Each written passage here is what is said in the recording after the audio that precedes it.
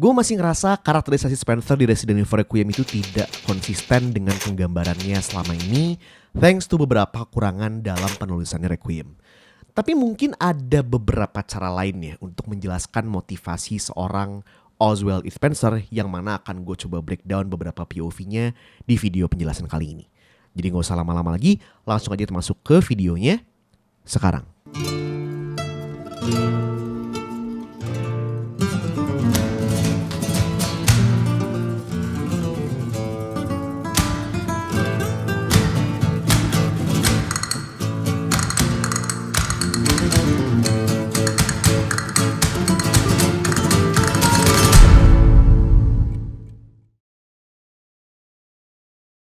Kalau kalian coba menelaah lagi Grace's report, dia menekankan bahwa tidak ada satupun yang akan pernah bisa memahami alasan sebenarnya di balik Spencer menciptakan Elpis setelah kematiannya.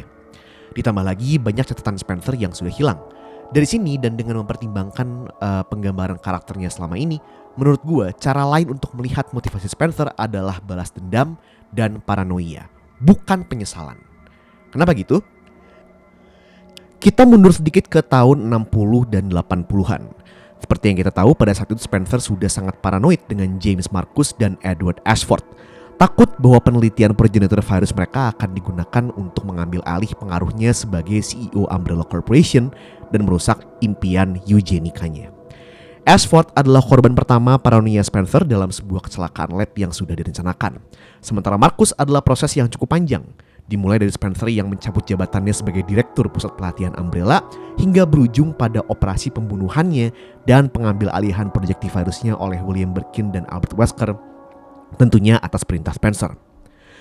Nah, setidaknya pada kasus Marcus kita sudah bisa memperhatikan bahwa ini adalah paranoia yang terbukti benar karena Marcus pada saat itu sudah bersekongkol dengan The Connections untuk memberikan mereka akses orang dalam Umbrella.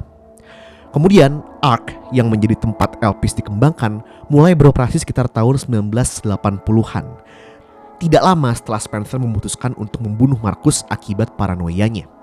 Menurut gue ini bisa menjadi bukti kuat yang menunjukkan bahwa Elpis dibuat sebagai bentuk rencana cadangan dari rencana cadangan akibat paranoianya Spencer. Pada saat ini kan Spencer tidak mengetahui adanya keberadaan The Connections.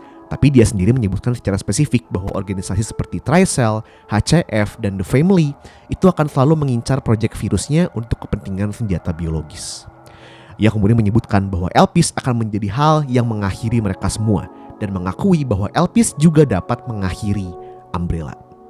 Dengan begini, seakan terdengar bahwa Spencer lebih memilih mereka semua termasuk dirinya sendiri hancur ketimbang salah satu dari kompetitornya mendapatkan warisan virusnya. Meskipun masih terasa tidak konsisten, tapi gue masih bisa membayangkan cara berpikir ini senada ya dengan bagaimana dia diperankan pada flashback Resident Evil 5. Seseorang dengan massive God complex yang merasa bahwa hanya dirinya lah yang seharusnya pantas memimpin manusia super ke dalam era baru. Bahkan di masa tuanya yang sudah sangat lemah, ia masih saja memikirkan cara untuk ia bisa bertahan hidup lebih lama agar dia bisa menjadi Tuhan yang selalu ia impikan dengan memberikan seluruh sumber dayanya terhadap Alex Wesker demi penelitian virus baru yang diharapkan bisa membuatnya awet muda meskipun akhirnya Alex mengkhianatinya. Kemudian Elpis yang didasari motivasi paranoia juga lebih senada dengan kondisi Umbrella pada tahun 70-90-an tadi. Ini adalah tahun di mana Spencer seringkali melakukan hal impulsif demi melindungi penelitian progenitor virusnya. Tahun di mana penelitian T-virus mulai menunjukkan pengembangan pesat. Tahun G-virus ditemukan dan dilirik sebagai berpotensi menggantikan T-virus. Dan tahun di mana Umbrella memulai hubungan bisnis dengan pemerintah Amerika Serikat dalam pengembangan dan pembelian senjata biologis. Aneh dong kalau tiba-tiba Spencer merasakan penyesalan di era-era tersebut. Karena jika rasa penyesalan ini muncul pada tahun-tahun tersebut, maka Spencer seharusnya bisa segera merilis Elpis. Khususnya ketika Raccoon City tengah dilanda outbreak T-virus. Nggak, justru perkembangan pesat yang dialami oleh sejumlah penelitian virus Umbrella itu lebih senada dengan Spencer yang akan semakin buas dalam melindungi seluruh penelitian tersebut. Dan rencana cadangannya ini terbukti berhasil dengan Requiem. Elpis berfungsi sangat baik sebagai jari tengah bagi para kompetitornya. The Connections mungkin berhasil memanfaatkan ARC selama 28 tahun terakhir untuk hub penjualan senjata biologis. Tapi seluruh waktu dan uang mereka dihabiskan selama ini hanya untuk sebuah antivirus yang bahkan berhasil menghilangkan kekuatan agen terkuatnya mereka alias si Zeno. Elpis saat ini juga sudah jatuh ke tangan yang tepat dan seharusnya tengah diproduksi massal sampai akhirnya bisa digunakan untuk secara efektif melawan warisan gelap Umbrella selama 28 tahun ke belakang. Apalagi nih, ini kan memang belum ada konfirmasinya, tapi apalagi jika memang benar Elpis dapat menyembuhkan semua virus yang berhubungan dengan progenitor virus, semua virus yang diciptakan oleh Umbrella, ini juga bisa menjadi pernyataan terakhir yang cukup sombong lah ya. Bahwa Spencer, bahwa dirinya lah memang benar-benar adalah Tuhan. Karena tanpa Spencer, tanpa Umbrella, para kompetitor ini tidak akan menjadi apa-apa. Mereka tidak akan punya bisnis, mereka tidak akan punya sesuatu untuk diperebutkan. Dan juga layaknya Tuhan, Spencer memiliki kemampuan untuk merebut semua kejayaan yang saat itu tengah dirasakan atau tengah diperebutkan oleh para kompetitornya kapanpun dia mau dengan Elpis ini. Bahkan ketika dia sudah berada di alam yang berbeda sekalipun. Kalau kita lihat dari sudut pandang ini, harusnya masih cukup cocok dong dengan sifat arogan Spencer yang kita kenal selama ini. Nah kemudian cara lain untuk melihat paranoia ini adalah dari sisi hasil akhir proyek eugenikanya.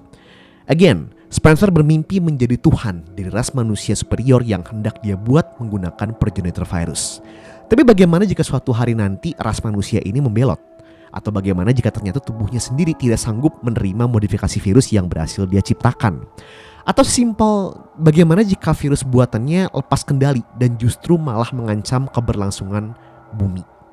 Elpis bisa menjadi jawabannya tentunya.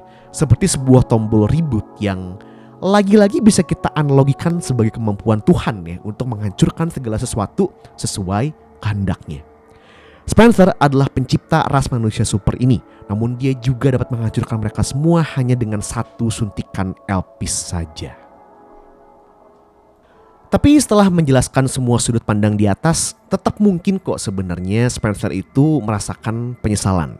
Hanya saja penyesalan ini terjadi jauh sesudah Umbrella hancur dan bukan menjadi motif utama di balik penciptaan Elpis. Satu hal yang masih cukup konsisten dari karakterisasi Spencer adalah ia melihat manusia sebagai makhluk yang ditakdirkan untuk hancur. Sebagai seseorang yang hidup di era Perang Dunia Kedua hingga Perang Dingin, Spencer merasakan langsung bagaimana manusia pada akhirnya saling membinasakan. Hal ini ditambah dengan pandangan eugenika dan God serta superiority kompleksnya, akhirnya membentuk karakter dan motivasi Spencer. Dia bermimpi untuk membuat dunia baru dengan manusia super sebagai penghuninya yang akan dia pimpin sebagai Tuhan. Pengembangan dan jual beli persenjataan biologis tidak pernah menjadi fokus utama Spencer dan hanya sebagai cara untuk mencari modal tambahan demi penelitian eugenikanya dengan virus. Pasti dia juga berpikir bahwa ketika semua rencananya sudah berjalan dengan baik, semua persenjataan yang pernah dia jual itu tidak akan menjadi penting lagi karena peperangan akan berakhir dan dia sudah memimpin umat manusia baru di dalam dunia impiannya.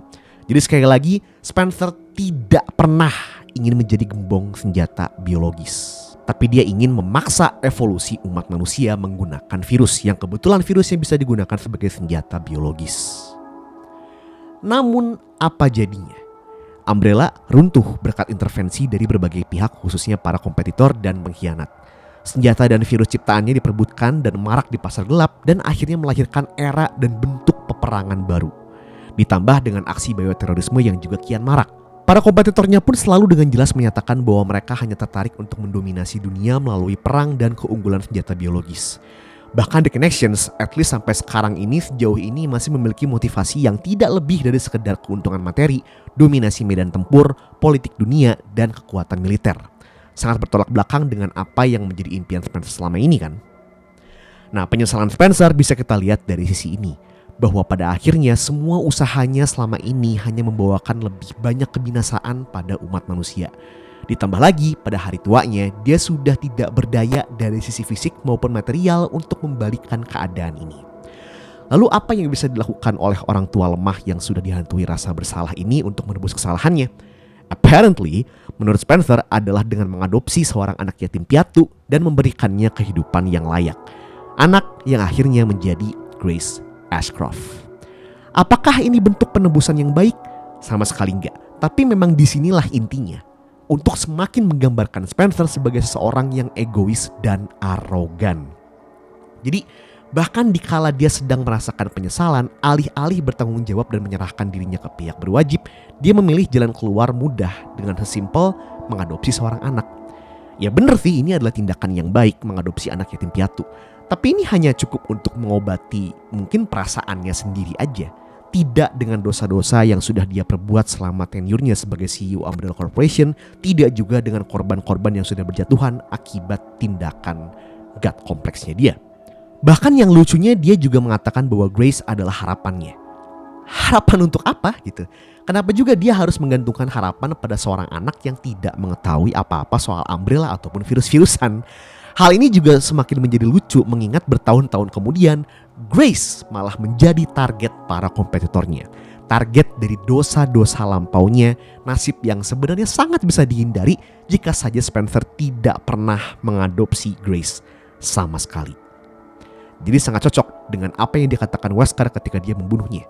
Spencer adalah orang yang arogan bahkan sampai saat terakhirnya. Sayang memang sih penulisan Requiem tidak bisa menyajikan sudut pandang ini dengan lebih rapi. Atau at least gue memilih untuk gue percaya kalau ini loh yang dimaksudkan oleh Capcom ketika mereka membahas soal penyesalan yang dimiliki oleh seorang Oswald E. Spencer. Ada satu lagi penjelasan simpel dalam karakterisasi Spencer ini di Requiem ini ya. Fakta bahwa dia beberapa kali disebutkan sebagai sudah senile, pikun, uzur, dan simply orang tua yang sudah tidak karuan. Pada surat wasiat yang dikirimkan oleh pelayannya si Patrick ya kepada Alyssa Ashcroft, bahkan Patrick sendiri mengungkap bahwa sudah sangat sulit untuk memahami isi pikiran Spencer di hari tuanya dan bahkan dia cara ngomongnya pun sudah sulit untuk dimengerti. Jadi, jika kalian merasa video wawancaranya dengan Alyssa yang penuh rasa bersalah itu sangat tidak konsisten dengan bagaimana Spencer berbicara kepada Wesker dengan sangat arogan pada flashback Resident Evil 5, ya, kita juga bisa menganggap bahwa Spencer pada saat itu sudah berada di dalam keadaan yang sangat uzur. Hanya sebatas orang tua pikun arogan yang bermimpi untuk menjadi Tuhan. So, sampai di sini bagaimana menurut kalian? Apakah mungkin motivasi Spencer ini bisa didalami lagi pada DLC Resident Evil Requiem nanti? Atau lebih baik dicukupkan sampai di sini aja? Menurut gue at the very least ada lebih banyak deep dive soal dia di DLC. Dan gue juga berharap itu bisa lebih melibatkan Grace Ashcroft di situ. Seharusnya juga bisa menjadi kesempatan bagi Capcom untuk ya lebih ngerapihin lagi lah reveal twist kalau Spencer itu punya penyesalan yang ya memang cukup berantakan lah menurut gue di main gamenya. Jadi seperti biasa langsung aja pada komentar dan kita bisa diskusi bareng-bareng seperti biasa. Gue Pak Giltrik signing off dan thank you banget semuanya. Bye-bye.